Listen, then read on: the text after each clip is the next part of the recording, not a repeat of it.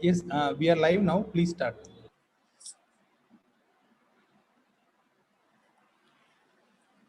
Good evening, everyone. A very happy Deepavali to you, and also Children's Day wishes from me. I'm so happy to bring you the latest session in our Women in STEM series. As you know, we've been bringing you various voices of women to talk about, the good and the bad sides that we encounter as women in STEM. And today I'm really glad that we have this special session, especially curated for you on this Diwali Day and Children's Day. What we will have today is a conversation between two young people. I will get off your screen, I promise, in very short order. We'll have Sharayu. Sharayu Shejale is a fourth year MA student at IIT Madras. And she is also the executive editor of our campus news magazine, The Fifth Estate. So if you Google her, I'm sure you'll run into a lot of very nice articles by her. And you'll also take note of the type of voice she brings. She'll be talking to Nishka Mathur, who I hope you can see in the yellow on your screen. Nishka is a high schooler. Yes, she is in high school. She's 15 years old, and she's been a champion for young girls in STEM, and not only talking about it, which is sort of what I do, but also she's worked with them, brought a lot of workshops to these young girls, both in India and in UK where she lives. And she's brought, I think, more than even the work she's done with them, the way she's inspired them to, go after the things that they're passionate about is very impressive. She's won a number of awards. We'll talk about all that. I'm sure Sharayu will bring that to you in short order. So these are the two young people in conversation today, and I'm so happy once again to bring this session to you. I'll now hand over to Sharayu for the rest of it. Bye. Thank you, Professor Preeti, for that lovely introduction. Hello, everyone, and happy Diwali. And happy Diwali to Nishka, who I'm very excited to talk to today. So let's just get into it.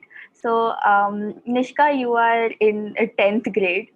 And at this young age, what exactly set your interest off in STEM and coding specifically, which you're so passionate about? So maybe you could start us off with a little bit of that. Okay, hello everyone, and happy Diwali to Sharayu and everyone watching this. So what started me off in coding and STEM? I think I've always loved science from a very young age. I think my family is very kind of involved in STEM. My parents are engineers, my mom went to IIT. My sister is also very involved in STEM. So from a young age, I've been really immersed in it. And, since I was very, very young, since, 3, 4, my mom took me to museums. She showed me things which really interested me. And I really love science because of the way it explains everything, and you can kind of learn about stuff and then use what you've learned to make the world a better place. And I think that's really cool. So I think what started me off in coding in particular, again, my family. So I remember my sister was doing some coding in Scratch, and I was instantly really fascinated by what she was doing. So she kind of showed me a bit, and I really loved it. And the reason I love coding so much is because firstly, it's so powerful. You can do so much with it. It's so accessible. Anyone can do it. All you need is computer. And it's so flexible. You can do it from anywhere, and it's great. And also because it kind of combines creativity and logic. So you have to basically, all coding is about is solving a problem. And sometimes the solution isn't easy, and you have to think in different ways, and you really develop those skills that are so necessary. Yeah, that's very well put, I think. Let's talk a little bit about these coding workshops that you conduct. So, firstly, what inspired you to give you that idea? Yeah, this is what I'm going to do now. So 3, 4 years ago, I went to this event for young people in London, and it was, I think, around 12 young people, and it was a 2-day course. And what we basically did was the first day we learned something called a microbit, which is kind of like an Arduino, but quite basic. So you can use it to download code onto like a little device and it shows your code, which is really fun. So we learned about that. And then we also learned about how to develop a workshop. So how to kind of set it out, how to present it to the public. And then the second day, the public came into the kind of space and we delivered our workshops. And I really enjoyed doing that first one. It didn't go completely smoothly. There were some little bumps. I was very nervous for my first time, but I really loved it because I loved being able to teach people a new thing that they've never tried before, and it was lovely seeing the enthusiasm. And I feel that I'm very privileged to have a good education, a supportful family. So I think by running these workshops, I can kind of give back to society. So that's basically what keeps me going, what inspires me. So these workshops that you conduct, can you walk us through what a typical workshop looks like, and what learning outcomes you aim for, and how you achieve those? So my workshops do tend to vary quite a lot. So in kind of more sort of disadvantaged or rural areas, I tend to go a bit slower because computer literacy skills aren't always, as developed as maybe like somewhere I'm teaching in a corporate setting. So but there's really no difference in kind of enthusiasm or how eager they are to learn. So I always find that's very engaging. They're all very engaged and it's lovely. So I think a typical workshop, I'll start off maybe with kind of maybe explaining a bit about what programming is or what computational thinking is, just to kind of start it off. And then I will show some code in whatever language I'm teaching. So that could be Scratch, Python, Microbit, P5.js. So I'll kind of show some code and then go through what it does. And then I'll give the code to the participants and then let them have a play. So you have that kind of interaction without straight off going into coding. And then once they kind of have a feel for it, then I will start giving them some sort of basic instructions or basic kind of command lines or whatever to use. And then they can build their own workshop or not workshop, like their own code. And at the end, we can kind of do a little show and tell session and just see what everyone's made. So how long do these typically last? A typical workshop would be how long? I would say the average is around 90 minutes. So it can last anywhere until from, I don't know, I think 45 minutes is my shortest. And I've done one, I think, for 3 hours, which is quite scary. But yeah, it can go quite long. Right.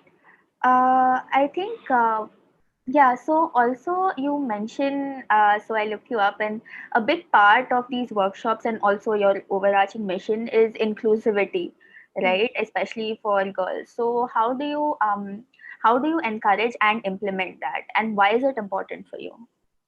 So I think definitely inclusivity is very important. So in my workshops, so the first one I did in India was in Aarti Home, which is a shelter for girls. So I think that really started me off in considering inclusivity and gender equality. So I think I always really encourage girls to speak up in my workshops and make sure that there's very equal kind of representation and encourage girls to show what they've done and that kind of thing. It's really important to me that there's kind of equal opportunities because I think just in building a society for the future, equality is super important because the contributions that women can bring to society are really necessary. And there's been kind of centuries of prejudice against women. So I think by kind of including women and helping them speak up is very important to build a more equal future. But do you find any significant differences though in the way you approach a workshop, say in London, as compared to a workshop, say in rural Tamil Nadu? I think there are some differences. So in London, if I'm doing it at a public event where the public might have some kind of computer literacy, then I maybe go a bit faster because sometimes they have learned code from before. But I don't really find there's a difference, like I said, in terms of how enthusiastic they are. I think it's really lovely to see how engaged all my students are in both rural Tamil Nadu and in corporate London or whatever. There's no difference in that. So I think language is one thing that sometimes can be a bit of a barrier for me. So I think again the students in rural Tamil Nadu do know English, but sometimes I just get maybe a teacher or my mom to translate for me, so it's kind of easier, which is, yeah, it's fine. Yeah. Yeah, I think Professor Preeti has a question that we can have open up to the audience at this point, which is kind of related. Sure. It's an online poll. I will just share my screen and you can all also participate in it.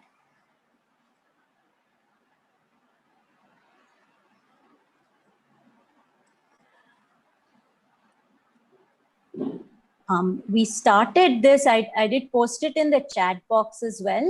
If you're, those that are watching, if you want to enter some of your views, please go in www.menti.com and the code you need to enter is up there, 7059264. So we would like to hear some thoughts from you.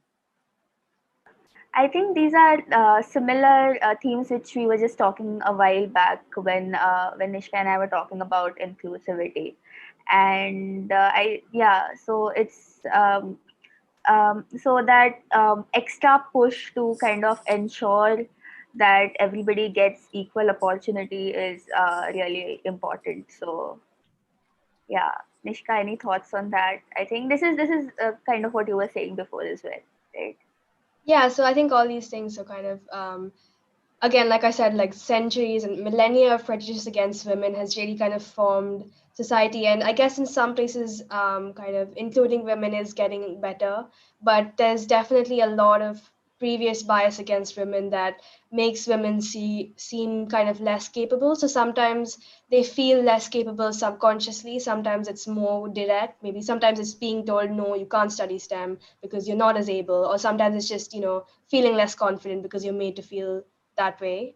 Yeah, I think, yeah, so pressure from family, peers is just all contributes to kind of not necessarily having ability or having the resources to have a STEM career.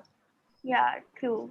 I think that's why so that's why it's important for someone like you, okay, who's around our same age, doing all of these things that basically inspire and tell young girls, yeah, this is possible for them to one day to be in that position and to pursue STEM. I think that's why it's important.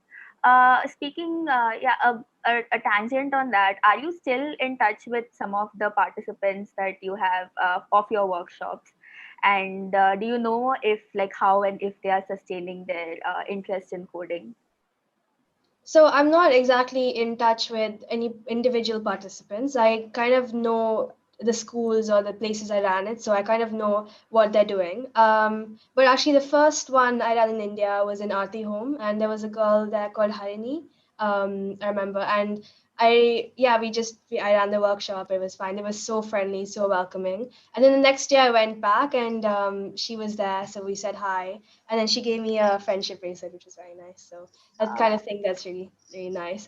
In terms of sustaining interest, I always at the end of my workshop, I forgot to mention this, I always give resources and links to carry on kind of doing it. So that kind of helps set up code clubs. So in a lot of the schools and places, they have either student led or teacher run kind of code clubs with using the resources that I gave so they can carry on learning. Okay. Um, do you have any particularly fun or interesting stories that you remember from your workshop? I mean, for example, that bit about Harini. Do you have another incident you'd like to share? Okay, so this wasn't, I mean, it was fun. It was fun afterwards. At the time, I was very nervous and very scared. So I think this is the second workshop in India I ran. And there were several things that happened, which was quite nerve-wracking for me. So first of all, I was already quite nervous because, second workshop in India and maybe like third or fourth overall. So yeah, I think over the years I've really built up confidence, but back then I was fairly like nervous and didn't really know what I was doing, in terms of addressing people. So We asked, it was in Talakondapalli, and we asked the school for around 10, 15 participants. So everyone would kind of, this was with the microbit, so everyone would be able to have a go or maybe do it in pairs or threes kind of thing. But when we went there, we went to a room full of 100 people, which was not what we expected at all, which was very scary because yeah, I'd never done it for so many people before. So I was like, okay, I'll do it. I'll just do it a bit differently. So what I did was, instead of giving everyone like a microbit, I just showed them the microbit and kind of showed them like a demonstration, and then got individual people to come up and have a go. And then the power went, which was, yeah, I mean, then that meant the Wi-Fi went, the projector stopped working, everything stopped. So what I did then was I kind of switched to a more computational thinking kind of route. So then I got volunteers to pretend to be a computer, and then one volunteer was a human, one was a computer. So then I kind of showed the difference in how computers think and how humans think. So just to kind of get more of the theory, which was, yeah. So I guess that was one of the things that was quite interesting, because that was one of the biggest challenges I faced is, power shortages and then being kind of nervous. That was both of those happened. But Yeah. yeah, it was really fun after I got settled, and everyone was so nice, so enthusiastic. And afterwards, we had some very nice food, which I remember, which is lovely. Yeah, I mean, I guess ultimately these are all learning experience that you take away from and just help to build. Yeah, Yeah, definitely. I mean, my workshops, I learned so much from them. So like that one, I had to improvise. That was something that at the time, like I said, it was scary, but afterwards, now I can be more flexible. So when I first started out, my workshops were quite rigid. I wanted to really follow a particular structure. Now they're a lot more loose. I just kind of go with the flow and see what happens. Maybe divert it a bit or that kind of thing. so how long exactly have you been doing this and building up this program and these workshops? So the first workshop I ran, like I said, was 3 or 4 years ago. Mm-hmm. Mainly since then, I ran my workshops in the summer, obviously not last year because of the pandemic. Um, but yeah, in the summer, last time I went, I ran about 17 workshops in India. And then I've run like, I think about 20 or 30 in the UK. So I guess around 40 overall in the last 4 years, I'd say. Yeah, that's very impressive. So how do you plan to take it forward? So how do you envision taking it into the future and continue the mission? Yeah. Okay, so I think we'll maybe discuss the awards later, but one thing that I got was I was finalist for the Tech for Good award, and which is very exciting for me. But what that basically did is it enabled me to have a platform to raise some money for kind of carrying my work on forward. So my initial target was £1,250, which I think is 12.5 lakhs. 1.25 lakhs in rupees. I don't know the conversion. So that was my target. I ended up reaching 3 lakhs, which is very, very exciting for me.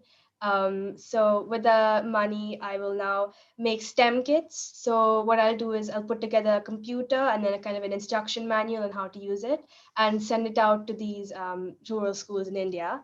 I think around 10 of them I can make with the resources.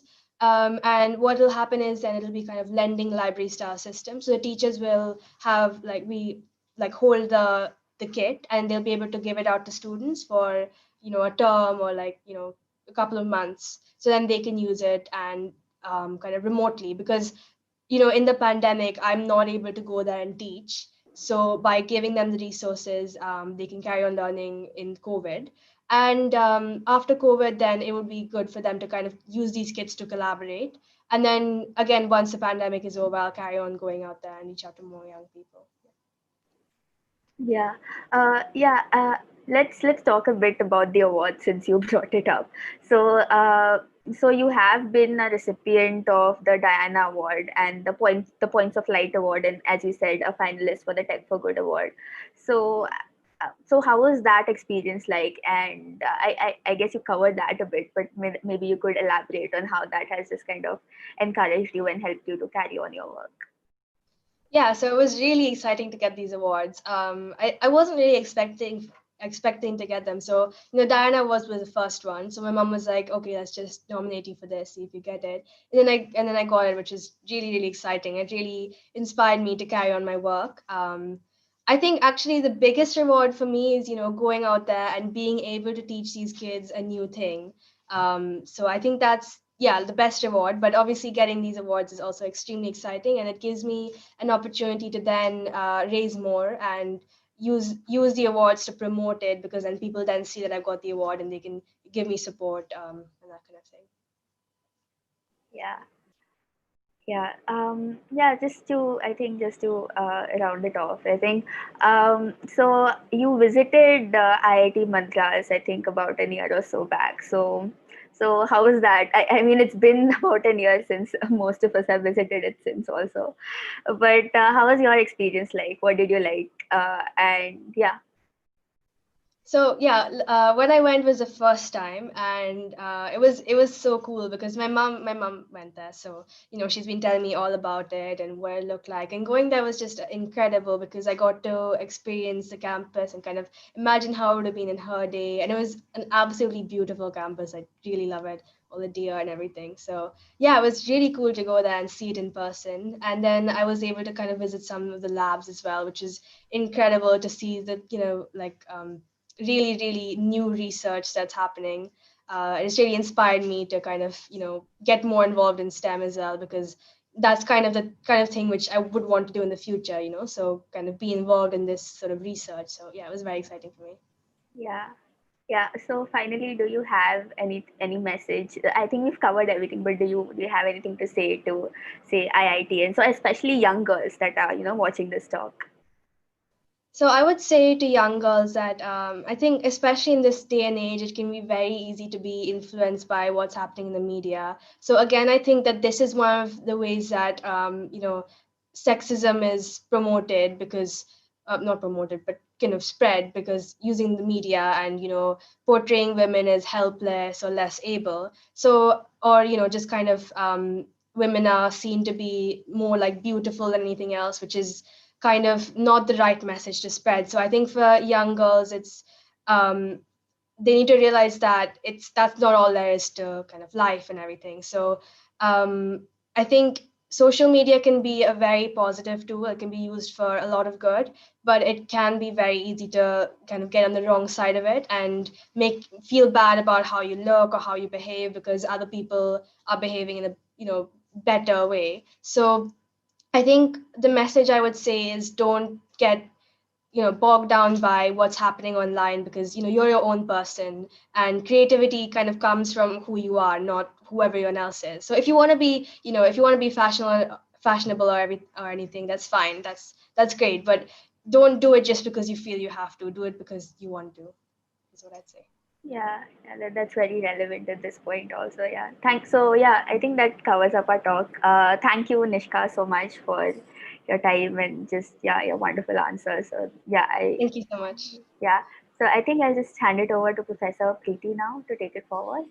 Yeah, so I have some questions for you. I have time. So if you don't mind, I have questions for both of you, actually. Is that all right? Yeah, sure.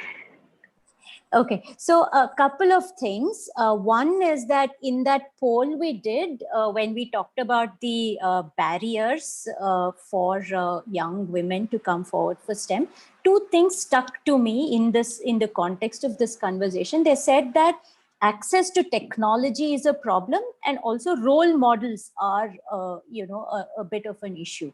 So what are your views, both of you? How important are these two things, and is there one that you would put on top of the other amongst these two? I would like to know, maybe from Nishka first, and then Sharayu, I'm sure you have views as well on this. So in terms of access to resources, I think it's definitely, so I think online there are loads and loads of resources. So, having computer is kind of all you need, but often you don't know where those are. So that can be a problem in terms of access to resources. Also, you might be kind of stopped from going to look at these resources and discouraged. So that's definitely something that's a problem. In terms of role models, I think that is definitely something that needs to be changed, because there are very few women compared to men working in STEM. I think again this is definitely changing. So my mom and all of her friends from IIT are definitely very inspirational role models. So including you, Preeti, auntie. in terms of being, pioneers for women in STEM. I think one thing that happened recently, which I'm very excited about, is for the Nobel Prize in Chemistry was won by two women for the first time, Dudna and Charpentier, I think, which was very inspirational for me because it's the first time that two women have shared the prize. So I think these kind of breakthroughs where women get prizes and get recognition for their work in STEM is very important. Sharayu, you have views on this? I think building on to what Nishka said. So access to resources is definitely a big factor into this. And I think, but I would so I think both of those factors, access to resources and role models, kind of go with each other. I mean, one would always like to see women in positions that eventually you would want to be in. So I mean, so uh, so yeah, so that is um, so We do understand that we're putting you on a spot yeah. because you're not in STEM yourself. You're a student in Yeah, arts, true, but it's definitely inspirational to see in whatever position that it definitely, it's breaking the glass ceiling, right? As you so as Yeah. yeah, so the more women you see around you and in positions that you eventually want to occupy, the better it is. Yeah. Yeah, So and I think it's the also reason, about, sorry, yes, I think it's yes, also Nishka, about knowing please. that you can do it, because Yeah. having those role models, like you said, is important to see that then, oh, she's in that top position, I can be that too, is the kind Yeah. of thing. Yeah. So the reason I pulled this up actually, as I was listening to the both of you and also looking at what people had to say, was that I've as I'm growing older, I have a feeling that us just being women in some position, whatever it is, top or middle or whatever it is not enough. But reaching out like Nishka does, reaching out and walking younger people or people with less access than we have through the steps that we've gone through. This is probably a more important role for us to play, just, in addition to or probably more than just being successful in our own career. So that is the reason I brought it up. And I think it's fantastic, Nishka, what you're doing, because you're obviously passionate about STEM. That's wonderful, and we wish that more young people come forward. And also, I also am happy that Sharayu is here with us talking about this, because even though she's not in the STEM field, she's been a strong voice. If you read the type of articles she writes, of course, she's in the IIT Madras campus and probably surrounded by a lot of men and a few women engineers and scientists and so on. So which obviously colors her views. So I think that is the reason why I wanted to talk a little bit more about that. Now I think I have some more of a fun angle for us to take, if that's okay. Through the course of your talk, again, I had already written this point down, but also through the course of your conversation, I heard the word creativity being mentioned. And I've long held the view that that is sort of very maligned in STEM. Actually, creativity is like you're either creative or you're a good student in math and science. That's sort of what we are led to believe. And I know that both of you are very creative outside of your, if you want to say, academic pursuits as well. Sharayu, from what I know you, as a writer with your pen, you're extremely creative. And Nishka, aside from many things, I know that you're very creative with your hands. So I wanted you both to talk about what that type of creative outlet brings into your life. Why? Obviously, you both find it important. I want to know why you both spend time on it.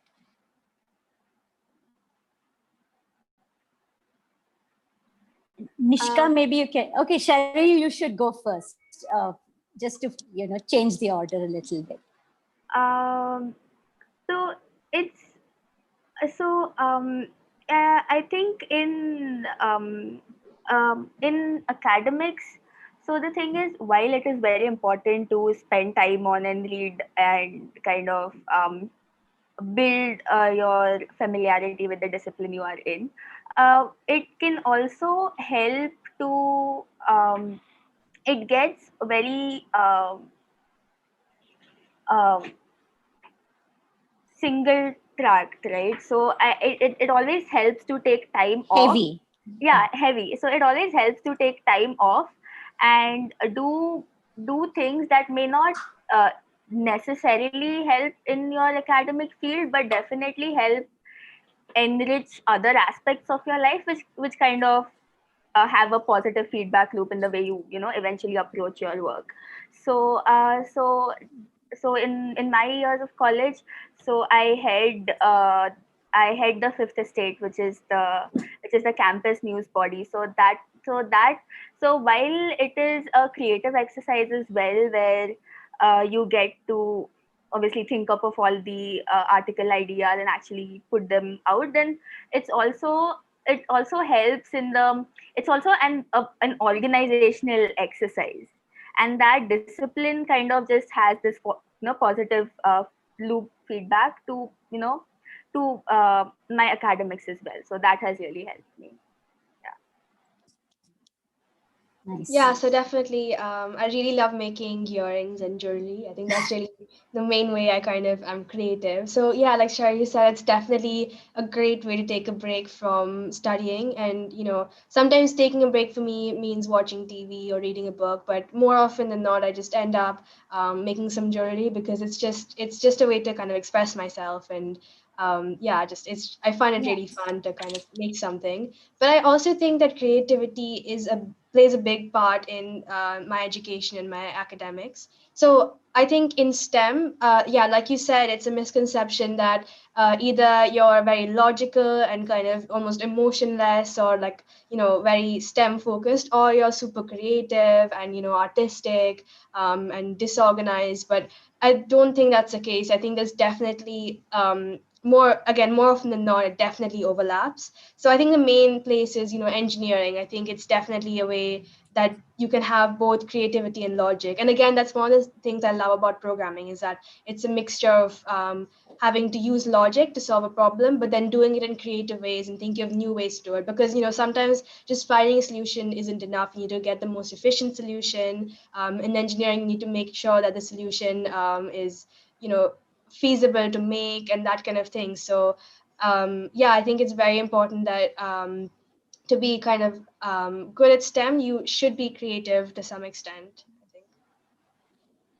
Yeah, I absolutely agree with both of you that, it takes out some of the heaviness of, the serious exams and evaluations and preparing for exams type of activity that young students need to indulge in all the time. I myself, I find it very important, even as a teacher. I feel like, giving an outlet for your creativity, and like Nishka said, sort of integrating it into the work that you do is very critical. So I think that was nice to hear. Nishka, are you wearing your handmade earring right now, or is it something else? No, this is something. So there's a brand called Tati Divine, which basically it's laser cut jewelry, which is Okay. I love that a lot. I love the idea, so I got these, and hopefully in the future I'll be able to use a laser cutter to make jewelry as well. But this isn't mine, no. Okay. Okay, nice. So I had a few rapid fire questions, just 3 or 4, Nishka, if you're ready for that before we close out the session. Okay, you just have to, like, just top of mind, whatever answer comes to you, you have to say. All right. Sharayu, is that all right if I ask her a few of those? Yeah, sure. Okay, cool. So favorite subject in school? That would be design technology. It's basically kind of like engineering. I love it a lot. Yeah. Okay. Bangalore or London? That I can't answer that. There's too many pros and cons both ways. Right now on Diwali, That's I fair. think Bangalore, because I really miss being in India on Diwali. Okay, we'll take Bangalore as the answer. Favorite food? Pani Puri. Oh, okay. Definitely. Sharayu, does that, you're in Mumbai, right, Sharayu? Yeah. So would you endorse the Pani Puri love? Yeah, definitely. I love it too. So this is 3 for 3. Fantastic. What do you see yourself career-wise in the future? I think I would like to be an engineer, but I'm not sure. I think in the future, I definitely want to travel a lot and carry on with the kind of work I'm doing with helping young people. Okay, fantastic. So these were the 4 questions that I had. I do have another poll for our audience. I'm going to play that while I do the, thanking everybody activity. Hold on a second.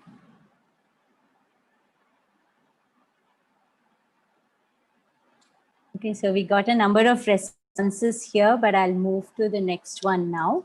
So audience, if you don't mind going back to the poll, please, and tell us what you liked best. Was it Nishka's? Of course, all of these were fantastic. Nishka and Sharayu's inspirational voices. The way the sharing of views came out so honest and from the heart, which was the intention. I'm so happy about that. Or the fact that Nishka has done so many workshops for underprivileged girls, and with Sharayu, we managed to get a little sneak peek into those. And of course, I put this last one in as a plug for our series, which is focused on women in STEM. So tell us what you think. We'll take a little bit of a water break while you enter your results here.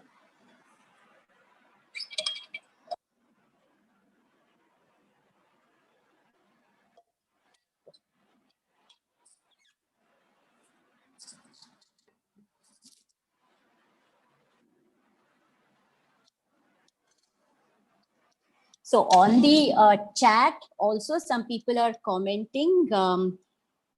They said honest sharing of views was attractive. Sheikh Abdul Kalam said that.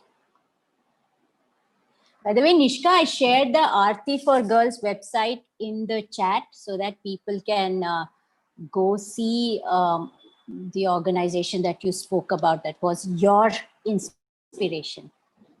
Yeah, I think that was definitely a very important part of the workshop. It was the first one I did in India, and Sandhya Auntie who runs it, has been really very inspirational for me, because I think just seeing how kind she is to the girls is something which I really admire and look up to. Absolutely. And we've all been looking at that organization for the past 20, 25 years now. And the way it has grown but retained that heart is really fantastic. So I'm not surprised that, that kick-started the wonderful work that you're doing. And I hope the audience will at least have a glance through the website. Okay, so while people enter this, I will take the opportunity to thank a few people here. I'll start first with Sri Balaji, who's our tech support, who's quietly on this call and has helped us with the live. He's been very patient for the past 3-4 days while we explored this from different parts of the world, from Chennai, Mumbai, and in London. And we are very grateful to him for helping us run this very smoothly and bring this to you on this Diwali and Children's Day. The Women in STEM series idea was pitched by the NPTEL team at IIT Madras. And I'm really so happy that we have this platform where we can talk about these things. They feel like, we're moving in small steps forward because we have always inspirational voices like Nishka and Sharayu come and talk to you very honestly from the heart. There's no, hidden agenda or anything over here. So I'm very glad for NPTEL for giving us this platform. Our support from the Society of Women Engineers India, SWE India, has been really phenomenal. They do all the back end work for us as soon as we get the idea together and get the confirmations from speakers. So thank you, SWE India, Sunaina and Paul for this. Hope to do lots more like this in the future as well. The IITM Alumni Association with the President Shubha and the executive I forgot your position, Lata. Lata has been really very good in promoting this activity, and also we've nucleated the SWE Chennai chapter through IITM Alumni Association. You can become members via the Alumni Association website. We request you, if your students or alumni of IIT Madras, to please use this opportunity. Last, but of course, the best saved to the end, I would like to thank Nishka and Sharayu for really coming together and doing such a nice job with this. I'm glad that I did not put my hand up and say, I will do this session and have this conversation with Nishka. I think it worked much better to have the both of you speak and for me to watch from the sidelines. It was really, really inspirational for me, as I'm sure it was for the audience as well. Thank you both from the bottom of my heart. And I think it's time to wish everyone happy Diwali and Children's Day again before we call it a day. Thank you so much and happy Diwali to everyone. Thank you. Bye. Bye, everyone. We'll log off now. The polls are still active. You can enter a few things. I'll pick it up at the back end. Good night and good day to Nishka. I think you have a lot of the day left as well. Have a great day. Bye-bye. Shri Balaji, we can stop the live feed now.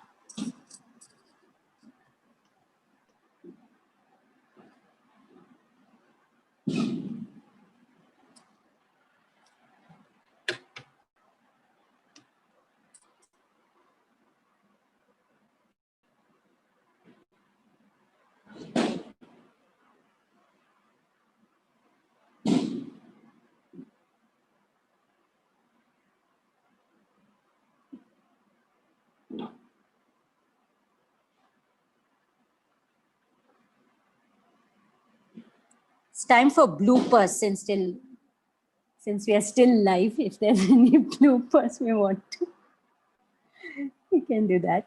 Nishka, anything you want to ask us, you can ask also.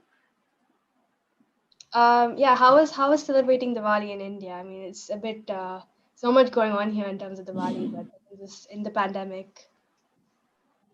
Sharayu, let you take this question first. Well, it's a bit muted than usual. Obviously, we can't really go out, but I mean, everybody has still put up, the lovely lights, and it still looks really nice, and all the Diwali snacks are there. So all in all, not too bad.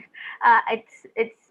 I mean, I'm really happy because I think this is the first time in 3-4 years that I've been spending Diwali at home. Usually, I'm in campus, so yeah. So I am really happy.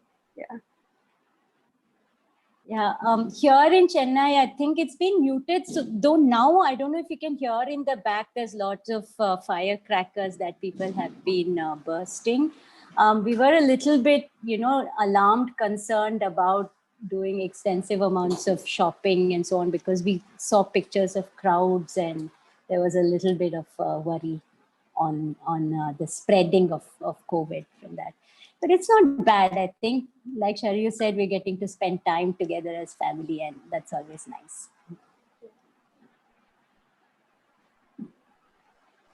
Okay, so what I can do is, I think I do have host privileges. So we'll chat separately. I will cut the call. I don't think Shri Balaji is on the call.